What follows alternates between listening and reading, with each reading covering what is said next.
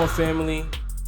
What's wrong? We're back for a little weekly recap. Rob Bruin, Nasir Smith. Yes, Just sir. here to tap in with y'all. So many things have happened throughout the week. Basketball last night, man. Timberwolves and the Rockets. That was a great game. How'd you feel about that? But did you get to peek at it? I took a peek at it, but that's all I did was a peek. All right, that's fair. Yeah, I didn't really tap in on that game. Ant-Man was going crazy. He was. He was getting busy. Ant-Man had 30 last night. DeMar DeRozan had 30 last night. Who else had? Kyrie had 30 last night against the Pelicans. Hooping. Yeah, and they keep saying that the game I was watching was the Cavs stumped on the Knicks. Like literally, they beat them. Final score was 142 to 105. Yep. That's the Knicks crazy couldn't shake that 30-point deficit throughout that game. I definitely watched some of that. I don't know. It's now that we're getting down the stretch, it's like 25 to 27 games left in the season. I'm not really going to be speaking from a biased standpoint when it comes to basketball. We really just going to be doing facts. Okay. They put up a graphic last night, according to ESPN. The Knicks haven't beat against I believe it's the Celtics and the Thunder. I believe it is. They're 0-6 against them. Yeah, it's the Thunder, the Celtics, and the Cavaliers. They're 0-6 against them, which means they're just not at the top of the Eastern Conference, which I don't think a lot of people are saying. But that's the three teams, or with the Thunder being on the West, the Celtics and the Cavaliers are going to have to be who the Knicks go through. So Tom Thibodeau, he's going to have to start resting these guys to some extent because he's going to need Josh Hart. Whatever's left of Mitchell Robinson, they're going to have to bring him back. You're going to need everything from Jalen Brunson. You know what I'm saying? OG Anunoby, we need this man to stretch and stay healthy. He got hurt again. This is what I'm saying. It's crazy. Mm-hmm. It's crazy, but I don't know. But and I know this isn't part of the discussion here, but what drives me crazy about Tibbs is his inability to sort of change, right? With the times. That shit didn't work 15 years ago with Joakim Noah. He's still doing it. And you're still running your players in the dirt. And you're watching teams who have won the finals, what they do with their players. And you not have once in your mind say, you know what? I got to change. I'm going to try to deepen my rotation during the playoffs and during the regular season, right? So that I can get the best out of my players come playoff time. Like, Nas, we both can admit, we may disagree on the number, but I think we both can agree that you need at least, I'm going to say minimum 9 players. Your rotation got to be 9 to 11 guys. You can't just play with 7 people, Nas. It's not going to work. I would say you got to get it. So, yeah, you're right. We're going to disagree on the number. I don't think you should have 11 deep. That's a 10? Hell of a rotation. I'm going to say 9. That first number. I'm going with 9. We can agree on 9. I'm good with that. 9 during the regular season, yes. 7, 8 playoffs. 7, 8 playoffs. You got to get off that 7. Because one person get injured, you have 6. Barring injury. And nobody's going to win. Nobody's going to win with 6 players. Barring injury. You know what I'm saying? Which always happens. Of getting your young guys involved earlier in the season so that they can build that confidence up leading into the playoffs.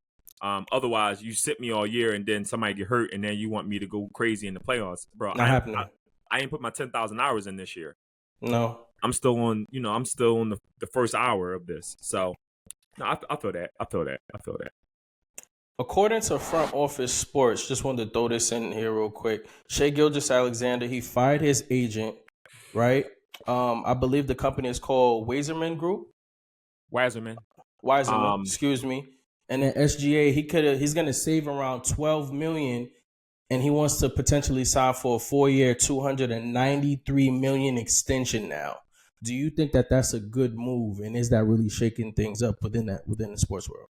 So I want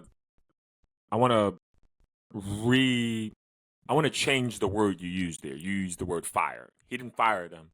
Because firing them would have meant that he totally disconnected himself from that organization, which he didn't.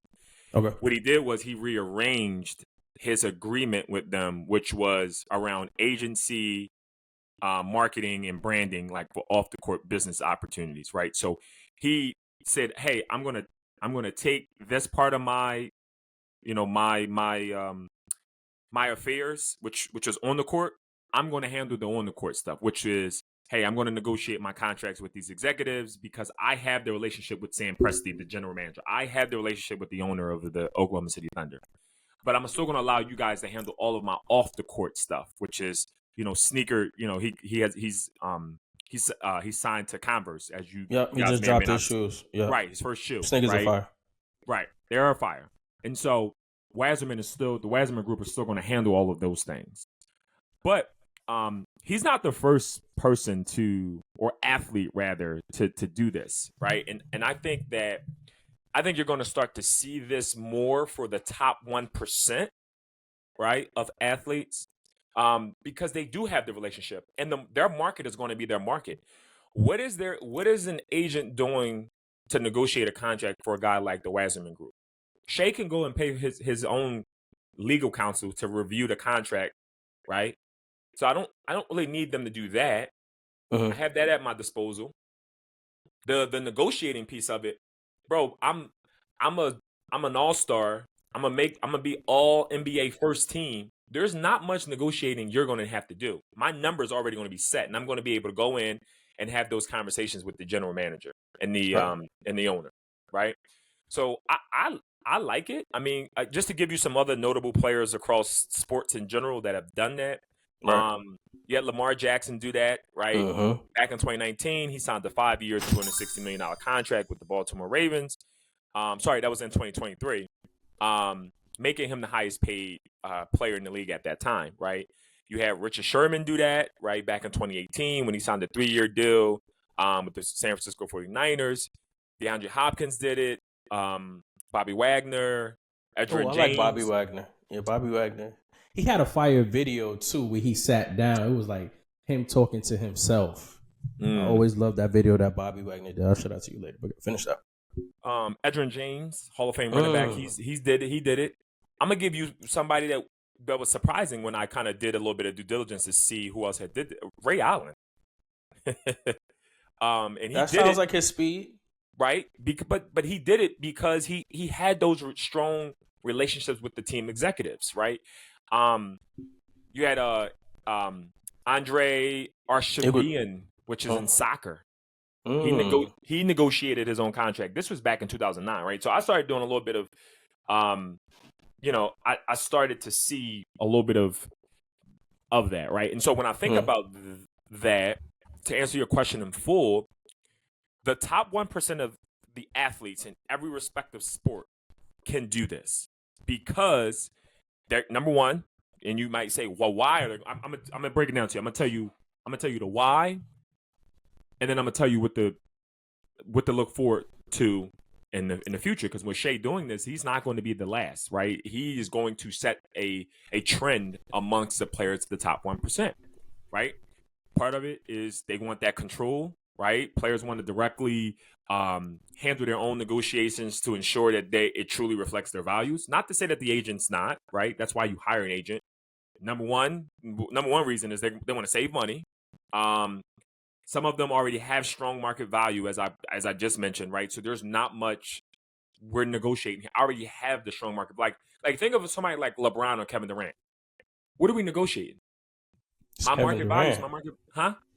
I don't need you to go in there and tell me my value. I've done my research and I know what it is. But also, bro, I'm fucking LeBron James. I'm Kevin Durant. Like, you know what my value is. Yeah, there's not much you can tell me. Yeah. So there's not much an agent's doing to go in and negotiate that. They're just basically working out whether, like, one of the strategic things that that Rich Paul and them did at Clutch for LeBron when he was when he went back to Cleveland was, LeBron was signing those 2-year deals, 1-year player options. So every summer he could reevaluate whether he wanted to return back to it. Kept him from being locked into deals like he did back in Cleveland, early in his days in Cleveland, where those teams were shitty and he was locked into a 4-year deal. This was before players started requesting for trades and all of that, right?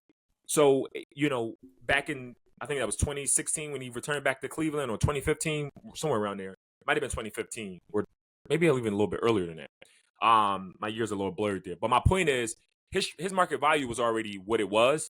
Rich just went in there and negotiated, Brown, we got to make sure we get you that we was going to sign a 2-year deal, but we're going to make sure you get that 1-year player option after each year so we can evaluate it based off of where the team is, right? So that might have been something ancillary to the contract that they negotiated, but he didn't go in there saying, this is what LeBron, this is what we want for LeBron. Like, that number was already set. They just they had a space to go over it. And again, a lot of these, and this is the last note I'll make on that, a lot of these players already have these relationships with the executives, bro. They already have the relationship. Like, I'm sure Shai is up in the office all the time with the owner and, talking with Sam Presti. So he looked at it like, if I can save $14 million, which I'm out of that additional $14 million, I'm only going to really walk with 7 after taxes because I'm in the highest tax bracket in the country. So if I can save some additional money and add it to my bottom line, I'm taking that. That's my 7. Yeah. And I'm gonna still let y'all handle. Y'all still gonna get paid, Wiseman, because I'm gonna let y'all handle my sneaker negotiations. I'm gonna let y'all handle any of my off the court marketing, deals. I'm gonna let y'all handle that. I don't want to get involved in all that. I just want to take control of this because I know what I'm worth, and it's already going to be demanded. I don't really need y'all to go in and do anything different. So yeah, what do you think about it, though? Nah, it's good. I think it's important that there's only specific type of players that's going to be able to do these type of things. You know what I'm saying? Like we were talking about the upper 1% or 5% type top tier player in the league that are going to be able to even have the resources and relationships to be able to do that. Jaylen Brown, he's on the side clapping up because that's his speed. He's all about ownership and being able to control your narrative. So I think that is good, but I know a lot of people as well, just to push the conversation a little bit further down the road, they don't like LeBron because he's encouraged players to have and take control of their narrative like that. You know what I'm saying? Like, and Shai is that type of guy.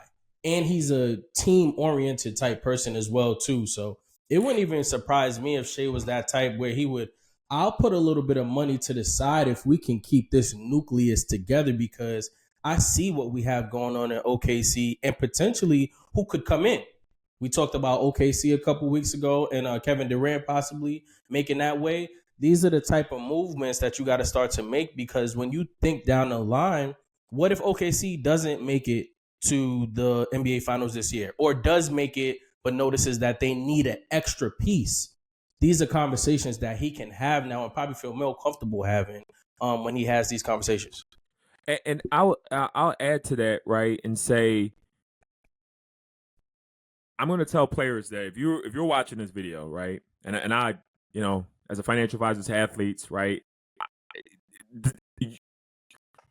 don't think that you gotta. I'm trying to make sure I get the words correct with this because this is very important for people to understand. Don't look at Shai's situation and think that you can walk with that same level of cachet. You got to actually be It takes time. It takes time. Yes. I don't need people coming in trying to liberate themselves when they first come into the league and try to represent jump too early. Yourself. Relax. Just relax. Go sign with an agency. Let an agent who has these relationships with these executives help you. But what this did show was that Shai, what Shai demonstrated to y'all athletes out there that want to be able to have this type of control and power, is that he educated himself. He became more familiar with this. This wasn't just a move he made overnight because he wanted to save X amount of dollars. He had been preparing for this probably after his last contract extension because he wanted to be in control. But he had to educate himself. He didn't just jump out there. Trust me, this was very methodical of him, very planned. He educated himself until this moment. And then he was like, okay, I'm ready to make this happen because now I can make that happen. Yep. I can make it happen. I got the leverage. Like, I know what my value is going to be, right? And there's a lot of other stuff we can add to this that we may not be thinking about. But I just want players out there to just relax. Everybody does not need to represent themselves. In fact, I think there's power in having an agent, right? Because at the end of the day, your responsibility is to be a hooper. That's what Shai did first. He went and he dominated. He did his work. Now he can step into these conversations because, like you said before, Put the work in first. Go put the work in first. Please put the work in first. Please. And make sure you have an agent. Yes. Make sure you have an agent. Make sure you have your agent to be able to. Don't just start jumping out the window with that. But please, yeah, don't. I mean, so. Speaking of somebody else that's been cooking, JuJu Watkins and USC smacked up Michigan State 83-75. JuJu had 28 points and 8 rebounds. And just to give you a little background on how hot JuJu's been lately, she was in a Super Bowl commercial on the 9th. Mm-hmm. USC beat UCLA on the 13th.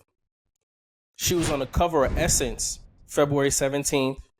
And then they're painting murals of her now. She has a new mural of herself out there in LA now, which is super, super dope. So hats off to JuJu. That's still applying pressure. We want to see JuJu be able to bring a natty to USC. I don't know if it's going to be this year because Hannah Hidalgo and Notre Dame, they're not playing around this year. But I want to say one more thing about JuJu. Her game is so smooth. She came down the court. You know, she's right-handed. She came down left, split the defender, took the contact, and right off the glass. It's just like you can tell that she's been putting in that work. And I've seen her talk about on a couple shows recently. What she worked on a lot over the summer was having patience and reading the defenses. Yep. And as the game slows down for JuJu, she's just only going to get better with time. Yeah. She's light years ahead of a lot of players, bro. Yeah, like, she's her. Yeah. She is. She has the ability to like her trajectory right now so high. Is probably greatest. She's on the level of like, yo, I got the possibility that I can probably be the greatest WNBA player of all time. Like that's the level she's hit. That's already? Yeah. She's on. I said trajectory. I didn't say she. Trajectory. All right. Keyword trajectory. Yeah. Correct. Keyword was trajectory because people hear what they want. Not you, bro, but people. Yeah. But I trajectory wise, she's good, bro. I got an opportunity to watch her work out in person before. Where at? Out at LA. Thanks. Okay. In Calabasas. At the Sports Academy. I was like, she did some work with Phil.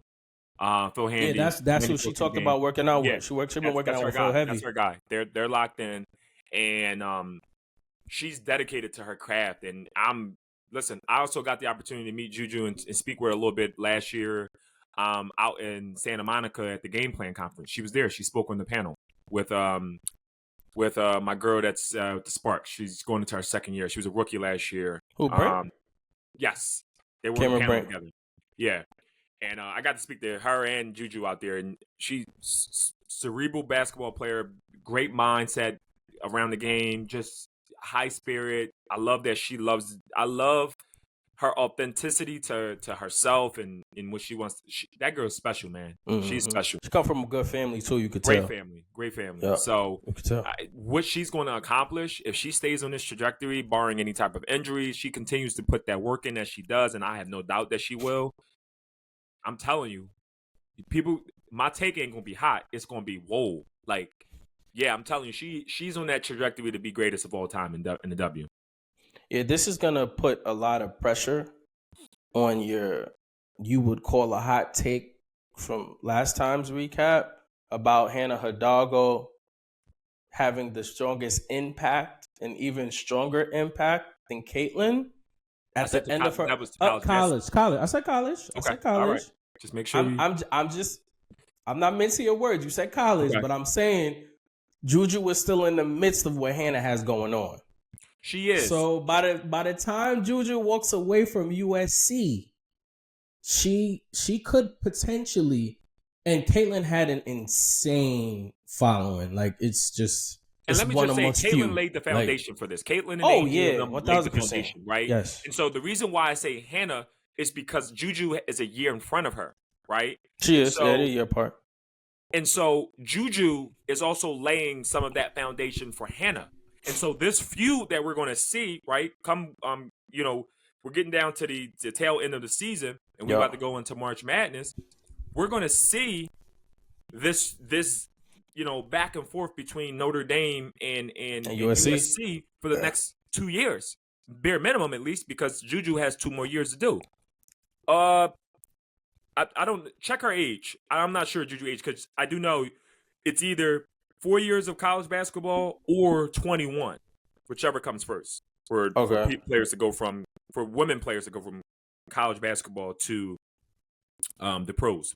Needless to say, I think the reason why I said Hannah was because Hannah has that extra year, and she's there. Like she is garnering that attention. She's an East Coast hooper, so I'm biased about my East Coast hoopers. Be honest.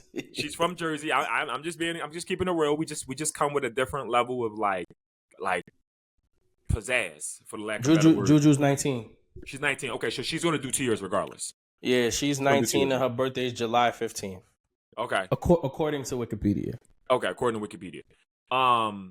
Yeah, either way, like 2 years, she got 2 more years. Hannah has 3 more years of college. So there's going to be that extra year that she's going to have in order to go, because everyone's around her. Like, what this is why I give Caitlin so much credit, right? She laid the foundation for these women to continue to play at this level, right? Meaning that all of the off the court attention that these girls are getting is because of the eyes that Caitlin and Angel and them brought to the game, right? And right now in America, everyone is looking for that next player in college basketball for women to take over as the face, as Caitlin did. Like, they want that type of excitement. Like, every time Caitlin, I'm not gonna lie, every time I saw Caitlin step across half court, like, I was holding my breath because I just knew she was going to let it fly. Yeah, I knew the pull-up was coming, right? And it was very, it was good to see. And now people are looking for that, like they are in the NBA for who's the face, right? The same thing is taking place in women's college basketball, right? Is it Paige Beckers? Is it Hannah? Is it JuJu? Is it I'm thinking of some other names that are kind of escaping my mind. Hannah, you got JuJu, you got Cameron Brink, Angel Reese. I mean, a little different. Well, I'm saying that's at the professional level. I'm talking about specifically in women's college basketball. I got you. Olivia Miles, Notre Dame. Olivia Miles. Yes. Olivia Miles is nice. Yes. She's tough. What's my girl down in crap? I can't think of the school. Don't forget about the freshman guard too. Michaela Blakes over there. She literally had 50 points a week apart. She had 53 last week and 55 recently. Will it be another name that's going to be on the same level as Hannah, because they're both freshmen? Sarah Strong. What's it? UConn. McDonald's All-American number 1 player in the country in her class in the 2024 class. That 24 class. Yep. So she's a freshman. Freshman at UConn. Big Sarah Strong. She's a big. She's number 21. Both of her parents played professional basketball. I'm sorry. Yeah, professional basketball. And she's going to be another one. She's going to be another one. She just doesn't have, and Gino alluded to this in their last game. I heard this. He wants her to be more raunchy. Like he wants more. Like Gino used that word? He didn't say raunchy. That's my word. Okay. I mean, come on. No, I'm just you never. Sometimes they get spicy in the presses. He ain't used the word raunchy. I'm not even sure if that's in his vernacular, but he wants her to just get a little more of that grit. Just be a little nasty. Like, you don't gotta be like you dominant. Be nasty. We want what Pop said. Dominant. Pop said, "Give me some nasty." If you ever see that clip of the Spurs, everything had to come back to San Antonio. He told the Spurs to give him some nasty. Give him some nasty is crazy. But I do remember that clip though. Yeah, I do. Yeah. Shout out to Paige. They smacked up. Who did they beat? They smacked up Seton Hall the other day, 91-49. And then Hannah Hidalgo and Notre Dame, they beat up on Miami, 82-42. Hannah had 18 points, 4 boards. And shout out to Miami, even though they took that L in that game. Those Pharaoh to God unis with the court green basketball 2 PEs, it's like a mint green situation that they have going on. Yeah. And they had the warm-ups to go over it. We're going to make sure and show it to you guys when we post this video. Uniforms are fire. I'm going to have a pair of those shorts. Don't worry about it. Are you? Oh yeah. I can't tell you, but Yeah. Just Yeah. relax. Oh. Nah, we gotta get you the whole joint. Can we get you like? I mean, we might be able to, and the sneaks. I might be able to have all that. I'm gonna keep you posted. I'm gonna be down. Actually, go down to Miami on Monday, so I'm gonna keep you posted. I like that. I love that for you. What I was gonna say, we can't ignore though, and I know we didn't have this on our agenda here, but Saturday or no Sunday? Last Sunday, we gotta give Paige Beckers and them some more credit. Okay. They smacked up South Carolina. Ooh, dusted them off. 87-58. Yes. Right? Yes, in that they game, Paige had 12, 10, and 7 on our way to a triple-double. did. And Sarah Strong had 16 and 13. And 13 rebounds? 13 rebounds. Okay. And Ozzy Food, Feud. Oh yeah, Ozzy Food. Yeah, she's nice. 28. She had 28. So she's tough. Yeah. I believe she's like a sophomore too, right? She's not a freshman. She is. Ozzy's like sophomore. No, I don't believe she's a junior. Ozzy's a senior. Oh, she's a senior. Oh, so it's that senior. time. Yeah, it's her time. Okay. So we got to give them credit there too. That was a big win for them. I know Gino. Dawn has been having her way, and I know he is used to. He needed that one. Yeah, he was used to being top dog, and she been running him for the last couple years, and he ain't been liking it. No, not shout liking out to Dawn. it. She's from Philly, so that's my girl. Is Dawn from Philly? Dawn is from Philadelphia, born and raised. Here you go. She shout went out to Philly, man. She went to Merle Dobbins High School, right there on right across from Jesus Christ. What is that? I want to say Dobbins is on Lehigh Avenue. Right off of Lehigh Avenue. That 29th right there. I said 29th and Lehigh. Okay. When you come back to Philly, I'll take you and show you Dobbins. That's where she went. Who else went there? Actually, a defensive tackle went there. What's his name? He played for the Colts. Shoot. Anyway, moving along. Shout out to Dawn. Yeah, I want to make sure we give Paige Beckers her love too, because early on in her career, as we all know, she suffered and she fought through injuries, but she got caught in the midst of a lot of talent. Caitlin Clark was on the rise as she got hurt. Then JuJu came upon, and now Hannah Hidalgo is here. And even though they had success last year, like we didn't see them being able to, not that they couldn't, but it didn't look like UConn was going to make it to the Final Four last year. But they still pushed, even though they did lose, they still had a great season. And it's going to be good to see what Paige does later on, in the WNBA, because she has great relationships. She performs on the court, and I learned recently she's from Minnesota. I had no idea she was from Minneapolis. So that's dope as well too, and it's gonna be good to see what she does for the WNBA, because we need that. We need that stardom in the league for sure. So who I was thinking of was Raheem Brock. Raheem Brock, okay, I don't know who that is. Raheem Brock. Raheem. He went to Dobbins, as well. Dawn's a little bit older than him, but he also went to Dobbins as well before going to Temple, and then he was drafted in the NFL by the Colts. And he played there for like 7 years with Peyton Manning and them. Then went to Tennessee and Seattle. But another product of Philadelphia. But Philly just produces. That's what we do. But moving along. Relax. Calm down. Oh man. Thursday night, old man LeBron Ramon James, 40 ball. Old ass. 40 ball. It's like, the more and more I watch him, I'm in awe. I'm in awe. Like I think everybody, I'm not saying everyone shouldn't be subjective, but everybody just needs to sit back, relax, and respect and admire the greatness that's going on.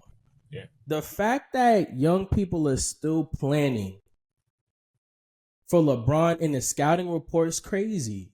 It's not nothing. This is redundant. We already know this, but I'm just saying everybody give him his props, because it's just great to watch. I love it. And I'm going to be sad when LeBron retires, because, I mean, it's great that we have other players in the league now. And we have the Tatums. We have, who else? We got the John Morants, and we have the Lucas. We have the Victor Wembanyama's that we going to get into in a minute. we have greats that are coming up, but it's gonna be nobody that put their imprint on the game like LeBron James. Yeah, he's special, man. And I'm gonna be honest with you. I'm gonna put this out there. I couldn't stand LeBron earlier in his career. Be honest about that, because I feel that from you. I did not, and when I say I did not like him, I'm not talking about as a person. I'm talking about as a basketball player. Let's just get that out there, because I don't know him personally to dislike him. Yeah, I did not like him as a basketball player early on. Part of that was that move from Cleveland to Miami. That's what really cemented it for me. Yeah. And then when he went back to Cleveland was when I'm like, no, I got to appreciate this man. I don't know how much longer I got. He had went at that point. I think he had the 3-1 was crazy, but just his ability. I think he went to 8 straight it's NBA crazy. finals. I mean, yes, he didn't win, but from 2000. I want to stop you for a second. Okay, yeah. Are you one of the people that are of the belief that the LeBron move to Miami is the same move as Kevin Durant to Golden State? No, that's not the same. Okay, all right. You're good with me. Yeah, we was about to turn shit up if you tried that. All right. Yeah, that's I knew you were solid. I just wanted to see where your mentality was at. I wanted to point something out to people. LeBron went to the finals from 2011 to 2018. We saw him every June. Do you know how difficult it is to get to one? Just get to one. Do you know how difficult it is to get to an NBA Finals? Like, everything has to go correct. Everything. He's the reason the Toronto Raptors traded DeMar DeRozan to the San Antonio Spurs when they got an opportunity to get Kawhi Leonard. He's the reason. Single-handedly. Because they could not beat him for 8 years. But then, bro, this is a testament to his craft, the work he puts in. For your body to take that type of beating for 8 years.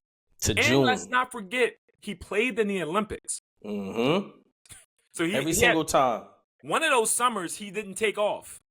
He just went, it was just a revolving door. Playing basketball all year. And guess what didn't happen? He still played 80% of the games during the NBA year. Yeah, never cheated the game. Bro. Insane. Bro. Yeah. 8 straight. But the haters would say, oh, but of the 8, he only won 3. Okay? I get it. It's okay. 8. Michael Jordan didn't even go to 8 straight NBA finals. You know what? Because I'm tired of this. And I got to say this.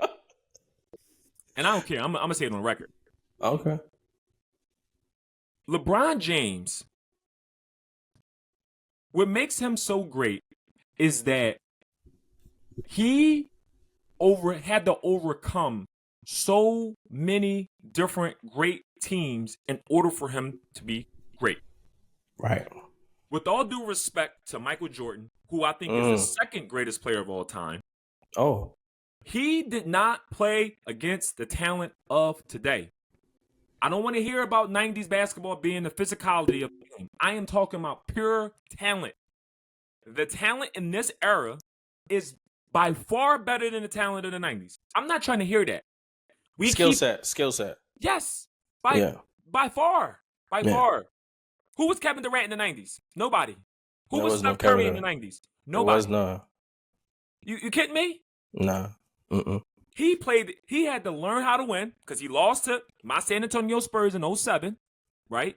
Who else did he lose to? Relax. Who else did he lose to? He kept losing to Detroit in the Eastern Conference Finals. Well, he lost to who else? He lost to the Celtics. He was losing to the Celtics. Like, with a reason he's in Miami, so there's relax. A team. We're the reason he went back to Cleveland. Okay.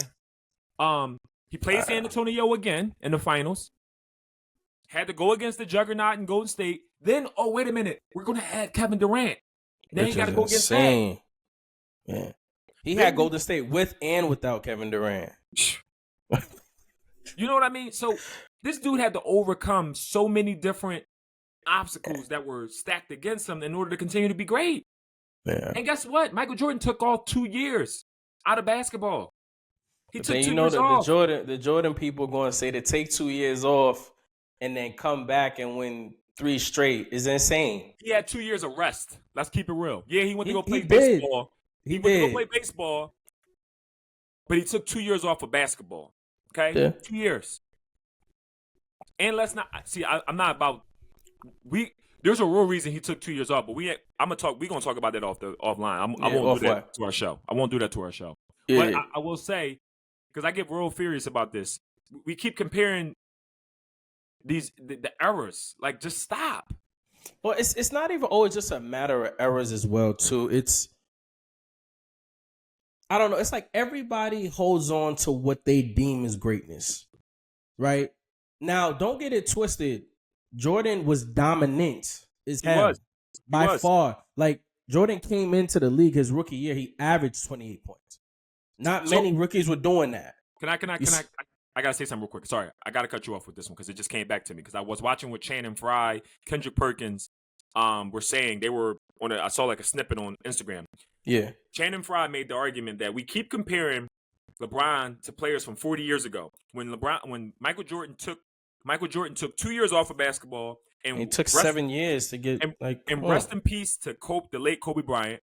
But if you remember, Kobe Bryant also quit on his team in the NBA Finals. Let's also make sure that we make recollection of that, right? When you say quit, what do you mean? He wouldn't shoot the basketball. Go back. Are we talking about a playoff run? We talking the final? When are we talking? Finals. Who are they playing? I'm getting ready to give you that. Give me 1 second. Give me 1 second. That was the Kobe quit on the team? I don't remember Kobe quitting on the Lakers. Maybe if you bring it back to my mind, we could walk through that.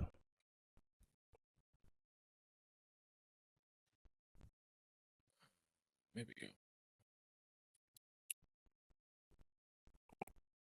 Give me 1 second. Keep us flowing. Keep us flowing. You good.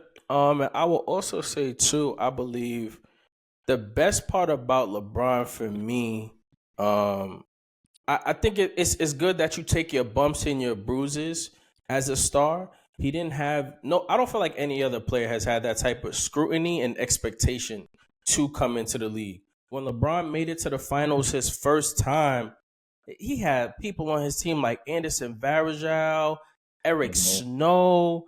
I even want to go out on a limb and say Ricky Davis, but I might be wrong. And I know Yagowski, by the way. He did not like him. I know Yagowski was on his team. Even though they got swept, to be 3 years into the league, 4 years into the league, and make it to that step is astronomical. You know what I'm saying? And then he gave the Pistons hell. You know what I'm saying? You had that era, and then, he had to start building up that momentum. He started running into the Celtics, but like Jordan, he needed to take his bumps and bruises for the first 6 or 7 years to be able to win. Yeah, people forget about Jordan doing that, though. They forget about but then when you get to OKC now, you beat a team that, yes, they're inexperienced, but when Miami lost to the Mavericks, I believe the Mavericks really were the better team at that time. They just gelled way better. And at that time, LeBron wasn't sure of his role to be able to get that first ring. So, I mean, it comes with the territory. And then you go and you beat Golden State, a team that they're trying to say had the best record, which they did. I believe they were 73-9 that year. Now LeBron takes the Cavs down from 3-1. They went on the road in Golden State and then come back and win in Cleveland and then end it. It's just like you can't deny that type of greatness. And then, you got the disrespect where they're going to say that the bubble has an asterisk next to it. But that's four chips. For me, everywhere he went, he's won. They have a ring. It doesn't matter how long it takes. Some people stay on one team their entire career. Don't even sniff the finals. Don't even make it out the second round of the playoffs. Everywhere he went, he's won. So, I mean, that's just... He's the best I've seen with my own two eyes, by far. So going back to what I said about Kobe Bryant quitting, let me back up a second here. Please. So I'm gonna redirect and rechange the word quit to because he never quit. Quitting Kobe is crazy. It was the coffee. So I apologize for saying the word quit. All right. What I will say is that he got his ass beat. Oh, for sure. In the 2007-2008 NBA Finals against your Boston Celtics. Oh, that beat him 4-2. They kicked his ass. Oh, I didn't know that's what you was talking about. If you needed that, I would have gave that to you. Boston too much credit. I had to go back to. Oh, you wanted to make sure you wouldn't jump too fast. Yeah, that's what it. That's really what it came down to. But don't forget, they got us the year before and the year after that. They did. So it's like they did. Yeah, that was part of that. Doc got outcoached, and we're just gonna leave it at that. And to Kobe's defense, one of those years he won, he didn't have his pointer finger. Me and you play ball. You shooting without this finger is crazy. That's crazy work. It's like this is the finger that guides the ball. So it's like, yeah. You're right about that. I mean, if anybody's ever shot a basketball before, I don't know if you thought about it, but this is the finger, and he had this joint wrapped the entire series. So just sure. So I'm gonna jump in on this last segment we got here, right? Yes, sir. What does the future look like for the San Antonio Spurs now that Victor Wembanyama is out for the season? It's reported that he had a deep vein thrombosis, which is basically a blood clot, right, in his shoulder. And there's just been a lot of rhetoric out there around his health, and people have been waiting for this to happen because they all said, "Oh, at this size, we said it. We knew that he wouldn't be able to sustain his health the way he is." He's very meticulous, by the way, about his health. He brought a book. He brings a book to every game when he goes through his pregame ritual, and he didn't break that at the All-Star game, and they were clowning him for showing up with his book. He was taking it very serious. He's like, "Look, if I go out here and not joke around and not play around with it, I could get hurt. I'm 7'5". Is it a specific book you talking about that he's reading? Or? No, it's just whatever. Just a book. Yeah, just a book. Like AJ Brown. Correct, but he's not probably reading a self-help book. He's probably reading, whatever is. He's probably stimulating. Not, yeah, he don't probably want to get that deep before a game. He's probably just doing something to calm the mind, keep it in the flow and state of where he needs it to be. It's to keep it focused. But the San Antonio Spurs are the organization, or when it comes to ensuring that their players' health is a priority, we are the leader in that pack in the NBA. No doubt about it. We invented load management. I'm just letting y'all know that. We did that. And so I did. You gotta, being on this side, right, of someone who works with athletes, I see this. There's a different side of this that people won't understand, and it's okay. Sometimes you have to be extra precautious about things. And so he played in the All-Star game with this potentially happening. I'm about to say it had to be during the game because he and so we knew that prior to, it was reported that we didn't find this out until the day before they announced it, which okay. If you notice, when we played up at Boston, he was just out of breath. They were saying a lot of that was probably caused from the blood clot that was in his right arm. Right shoulder, excuse me. Y'all did get beat up that game, not to add injury to. So, he's going to be fine. We just taking extra precautions with him. I'd rather him sit out and deal with this now so that we can. I still have my eyes set. My goal is the same for this team right now. We are going to make the play-in, right? Oh, we just beat the Suns Thursday night, and we lost last night to. I'm sorry, Thursday night we lost. We beat the Suns Thursday night. Sorry, Friday we lost to Detroit yesterday. Y'all did lose that game? We did lose Detroit. We did end up losing to Detroit. But we'll be fine. We'll make the play-in. Next year will be the year that we're top 5 in the West. No doubt about it. Barring any injuries. And we're just going to get healthy, right? I think now this gives people like Steph Castle, Keldon Johnson. Yeah. Devin Vassell. I'm sorry. We give them opportunity to grow. To play. Yeah. Because now the ball is not being just sent to Wemby and we playing out of that. Now everybody else gets to play in. Play in and be involved. So it'll help with a lot of their development, and I'm excited about that, right? So I need everybody to just relax. This wasn't I didn't say we were winning the NBA Finals this year. He's panicking. There's no panic here. He's panicking. And on that same note, right, it is going to affect his ability to win Defensive Player of the Year this year, right? Because he has to play 65 games. And that's okay. He played 46. Every year that Wemby plays 65 games, he will win Defensive Player of the Year. Okay. No doubt about it. No one's questioning. He just has to get to 65 the first trophy, for Judah. I'm going to talk, if the NBA is watching this, which I highly recommend they do, go ahead and print his name on the next 10 Defensive Player of the Year trophies. Just go ahead and do it. Just get him ready. Because when he plays 65 games or more, you won't give that to anyone else. You won't. It's going to be tough. And so it's going to be tough. I want to know your thoughts on this. You ready? Yeah.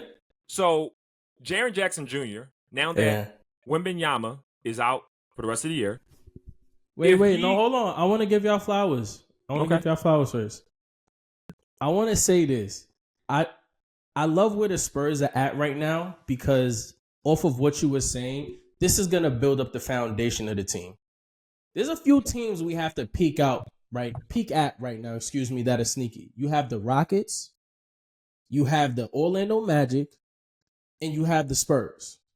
Those three teams, to my perspective, they're starting to build out this blueprint of an extensive foundation of players where as long as they have the right pieces, core pieces, they can win a championship. You know what I'm saying? So despite Wemby not being here right now, I think it's a setup for a comeback. I really do. I think it's a setback for a comeback because Stephon Castle's only going to get better. I wanted him to win the dunk contest, by the way, too. That dunk he had it wasn't behind the back. He caught it through the rim after the shot between his leg. That was crazy. Yeah. But the Spurs are going to be fine. It's like I said, it's no more basketball bias. It's straight facts. The Spurs are going to be good. Yeah. But go ahead. Go back to your question. I'm sorry. So now that Wemby is out, yeah. What are your thoughts around? It was reported that Jaren Jackson Jr.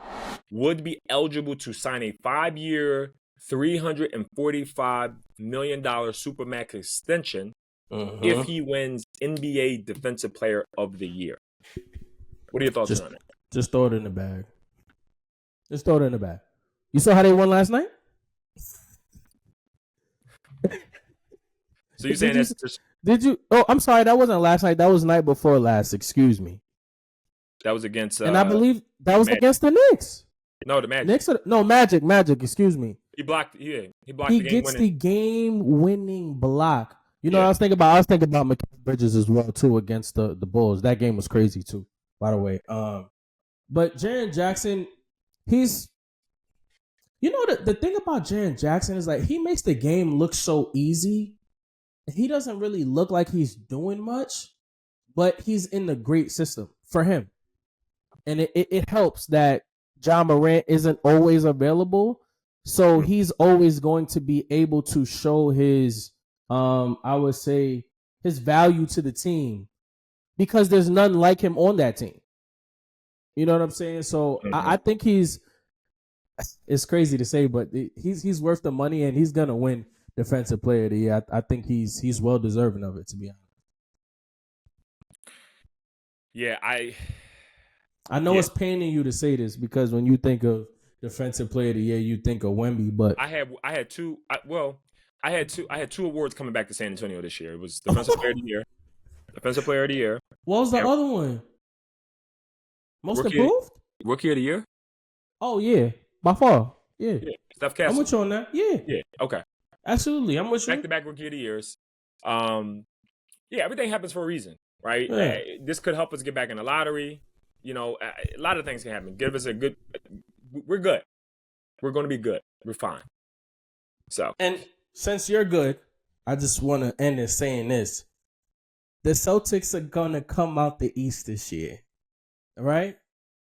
No Cavaliers, no Magic, no Bucks, no Knicks. And damn sure no Sixers. Oh my! I was at that game. I just leave the Sixers alone. Y'all stepped on them. I was there. I was in the building. Y'all stepped on them. Who? Please. That was Thursday night. Y'all stepped on them. Were they there? I don't know. We needed that game back because they beat us on Christmas. We needed that back bad though. Embiid is saying that his knee, he definitely needs surgery. So shut it down. Just shut it down. I was talking to a guy at my job yesterday. It's time to just wrap him up for the season because him playing every other game, every couple games, just shut him down for the season. Paul George too. Shut him down, and y'all just rest and restore. Get a little R&R like Nas likes to do from time to time. Get a little R&R, and then start it over for next season. Terrible franchise. You said it, not me. I got Cavaliers coming out the East this year, but of course you do because you're a hater. What? Why would I do that? Why would I be hating? So this is the last thing we're gonna talk about, and then we just wrap this up. Just give me two things as to how you see the Cavaliers beating the Celtics. Because if we go matchup for matchup, it's not happening. We don't have to worry about matchup for matchup.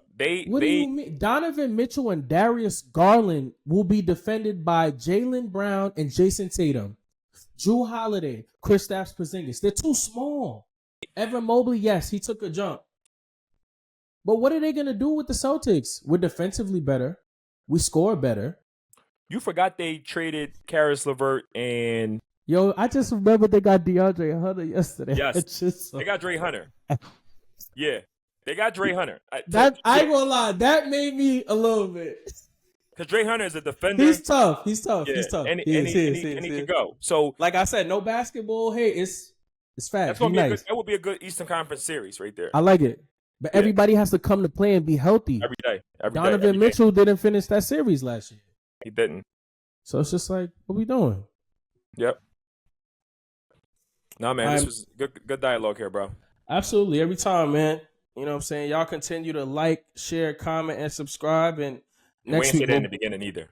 It's all good. We'll make sure we put it on the screen. We always going to have it for the people.